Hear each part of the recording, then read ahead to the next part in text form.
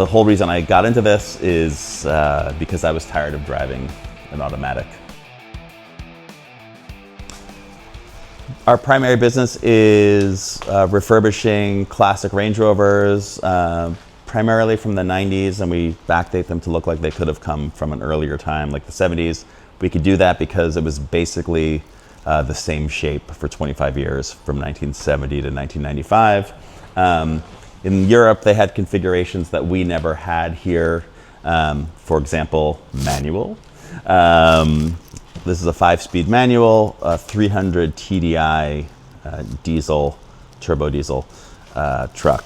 The 300 TDIs and 200 TDIs are super reliable, and these cars very much represent, less is more in terms of, they didn't have power seats, which is good because they were prone to break. They didn't have power air suspension because that was prone to fail. They didn't have sunroofs that were prone to leak. You still have power steering, you still have power windows, the things that count. But in general, super reliable. This is actually my daily driver. Maybe I'm crazy, but it is manual. And the whole reason I got into this is because I was tired of driving an automatic SUV. My lease was coming up. This is like 6 years ago. And I was like, I need to find something, that where I feel like I'm operating a machine. I need to just feel anything while I'm driving. My old car, people thought I was an Uber. I don't care that they thought I was an Uber as much as it was so innocuous that someone would just be like, oh, that must be my Uber. I'm gonna try to get in.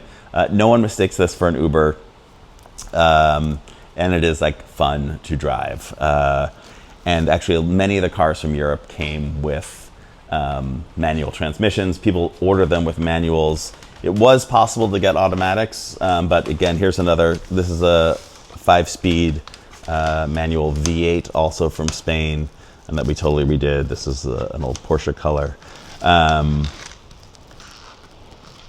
just think personally, I love driving manual cars because you have more control over the car, but it keeps you alert. It's harder to get distracted with your phone, and it's just fun.